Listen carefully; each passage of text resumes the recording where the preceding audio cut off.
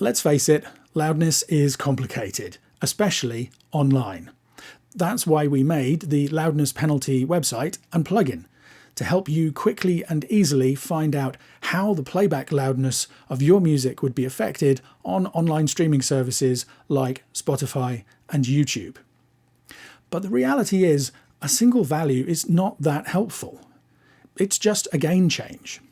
Who cares whether your song has been turned down by 2 or 3 or 4 dB if it still sounds great? The really important test is to listen to your music in comparison to other reference tracks also at matched loudness, because that's how they're heard almost all the time online. And that's why we made Loudness Penalty Studio. It's a brand new standalone desktop app for Mac and PC, and it enables you to quickly measure large groups of files and see a really intuitive loudness view of all their most important loudness characteristics, including the loudness penalty. And more importantly, it allows you to preview all of these songs with and without loudness matching, so that you can make the best possible decisions for your music before you upload it. In this video, I'm going to show you some of how it works. So let's get started. So this is Loudness Penalty Studio, and as you can see, I've loaded it up with a varied range of songs to demonstrate it to you. Each of these songs is represented in the loudness view pane at the top by a block. The solid pink lines here represent the integrated or overall loudness of each song. So you can see some of them have a very high LUFS up at -5, whereas some of them are much lower at -16.9 here and -18.5. But there's other information we can see as well. The top of each block represents the maximum true peak value of the source file. And you can see that some of these have true peak clipping in the original files, which are highlighted at the top there. And each block also has a white area, which represents the loudness range. The top of this white area represents the 5% loudest moments in each song, and the bottom of each of these white areas represents the quietest 10% of each file. And finally, the width of each block indicates how long it is, which enables us to preview different playback times in each song. Now, in this case, we're looking at the original loudness values for the files that we've got loaded up here. But the real power of Loudness Penalty Studio is that we can enable loudness matching. The position of the blocks shifts to represent how their playback loudness will be changed by online streaming platforms. The loudness penalty arrow in each case indicates the negative or positive gain that is applied to each song, and the values are also displayed in the block. And we can see that the louder songs have been turned down a long way. Songs with lower LUFS to begin with are turned down less or increased in loudness. So the streaming services are matching as closely as possible the playback loudness of each song in this case to their chosen distribution loudness. We can change which platform we're looking at. You can see we've got Spotify, we've got Apple Music, and we've got YouTube, for example, just to name 3. And you can see we're getting slightly different results depending on which service has been selected, because they all apply these rules in slightly different ways, and that's something that I'm going to come back and talk about more later on in the video. So the loudness view gives us a really nice way of getting an overview of the loudness and dynamics of an album at a glance. So we can see here we have 3 different examples. One is mastered with lots of dynamics. This is an album of louder material that I would consider to be in the sweet spot, and this album has been mastered very loud indeed. You can see that the quietest of these songs is at -8.2 LUFS, and the loudest one here is up at -4.4 LUFS. We can see that in the loudness matching values as well. So the loudness view gives us a really useful overview of how an album has been mastered in terms of loudness and dynamics. So visualizing loudness like this is very cool, and the numbers are very interesting, but the really important thing is what effect do the numbers have on the way the music sounds when we listen with loudness matching enabled. And Loudness Penalty Studio has a preview feature built in to enable you to check just that. You can play individual songs one by one. You can skip around in the loudness view to listen to different sections of each song. And I'm going to demonstrate that to you now using a song I mastered recently called Bad Religion from the album Dirt for Your Despondence by Reverend Red and the Deacon Eds.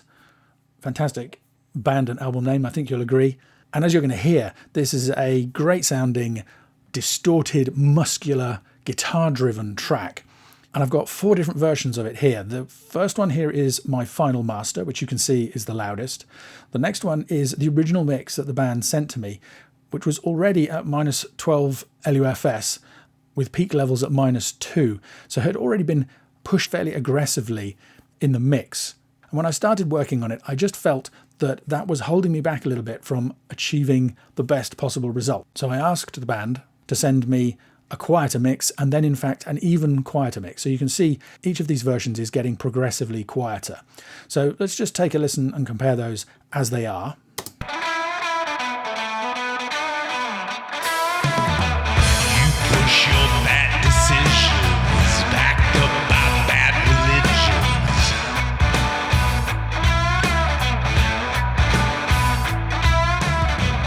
You forecast heavy weather. And you may have noticed that I was able to switch at exactly the same playback time between each of the versions by holding down the Shift key. You can see there, instead of the cursor moving freely with the mouse, if I hold down Shift, it snaps to the last playback point, which means that when we've got multiple versions like this, we can do seamless matched comparisons.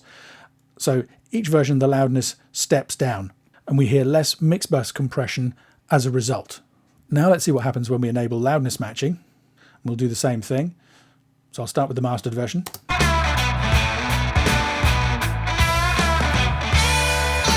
think you're so smart? I've got news for you.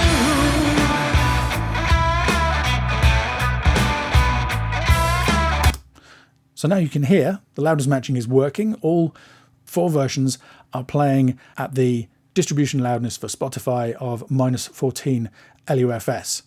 But what I noticed when I stepped through the different mixed versions is extra punch and weight in the kick and the snare, which is what I was hoping for when I requested the quieter mixes. The interesting thing for me was that the band were concerned about sending these lower level versions because they were worried that something important in the sound of the song would be lost. But for me, I feel those 3 different versions, despite being almost 4 dB different in level, all keep the same energy, but we've just got more room to work with in the low end particularly. And that means that I was able to make a master that was even louder, right up at minus 10.7 LUFS, but that actually to me sounds punchier and more lively when loudness matched than the original mix, even though the dynamics have been reduced. See whether you agree.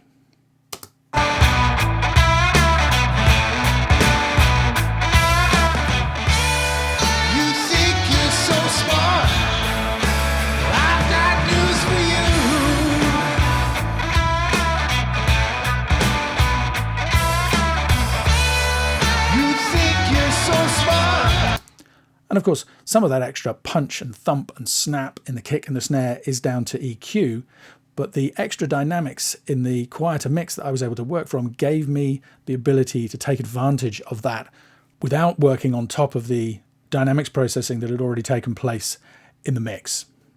And of course, that preview function also lets you check out the differences between the different streaming services. As I mentioned earlier, they all have slightly different rules, and Loudness Penalty Studio reflects all of those rules so that you can see and hear the results. You can see here that Spotify is increasing the loudness of this more dynamic song that was mastered at a lower LUFS.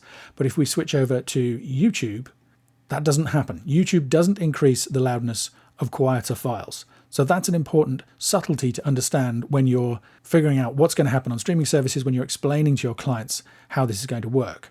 It's probably also worth mentioning that even on Spotify, that is trying to increase the level, this song hasn't come all the way up to minus 14 LUFS, which is Spotify's distribution loudness, because that would have caused clipping. In fact, you can see the gain of this song here isn't changing at all because the true peaks are already above 0.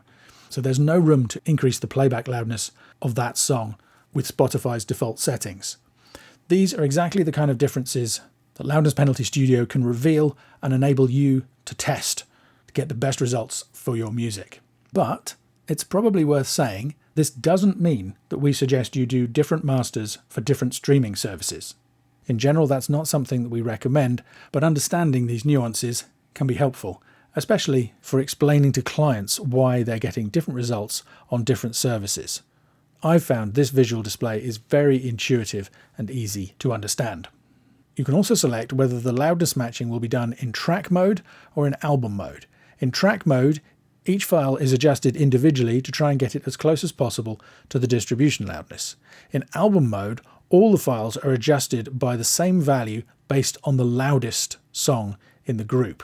Now, this looks pretty scary for this particular playlist, but if I switch over to something mastered at more consistent levels, you can see that the results don't look nearly as alarming.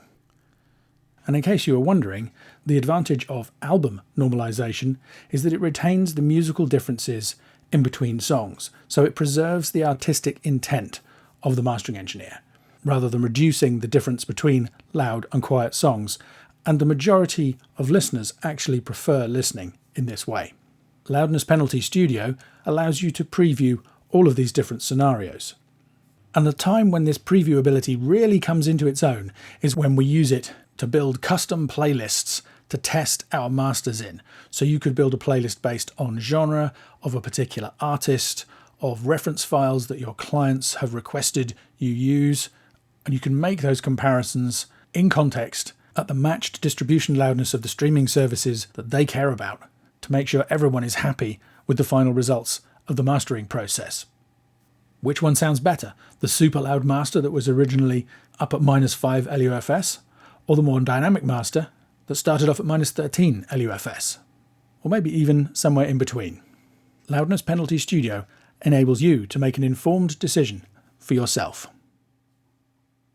So hopefully that's given you an idea of what Loudness Penalty Studio can do and how it might be useful for you. It started out as a simple way of measuring the loudness penalty of large numbers of files, but it's evolved into so much more. I use it every day now at every stage in the mastering process. I use it for research, for listening to and assessing the latest releases and up-and-coming artists. I use it before I begin my own mastering process to listen to and assess the files that clients send me before I even load them up in my DAW.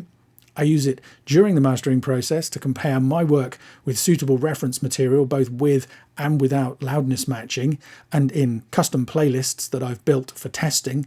And I sometimes use it after the mastering process as well, just for fun.